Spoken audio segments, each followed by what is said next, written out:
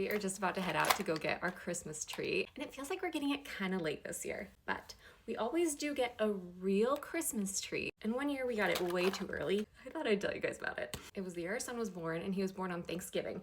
And so the weekend right after, Jake and Rosie went out to go get a Christmas tree. And usually we would go out into the woods to get a Christmas tree, but I had just had a baby. That wasn't gonna happen. So Jake and Rosie just went to, I think, Home Depot. You know how they have all their fresh trees out front? That's one of the trees that they got. This was going to be our very first Christmas as a family of 4.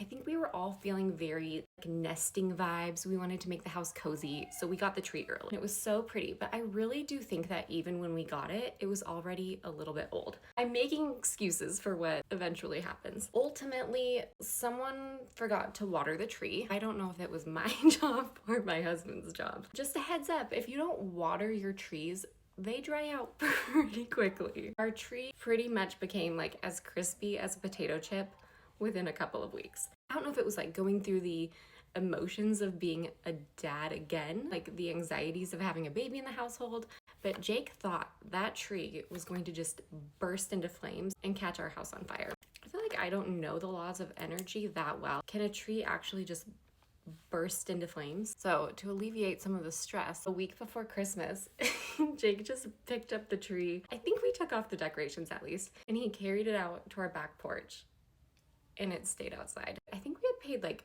big bucks for that tree, and so we actually did not go out and buy a new tree. We didn't buy a new real tree. We didn't buy a fake tree. Like, we were spending Christmas at home for the first time as a little family, just the 4 of us. We had a little 2-year-old who was so excited, and we did not have a tree.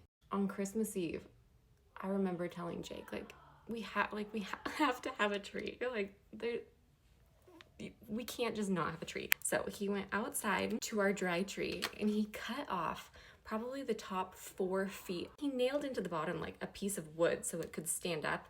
And I remember he carried in this little 4-foot dry, crispy top of a Christmas tree. I do have a couple photos here. This one is Rosie on Christmas Eve when we had brought in the tree. And then here she is on Christmas morning. But there is a happy ending here, you guys. Santa came and the tree worked.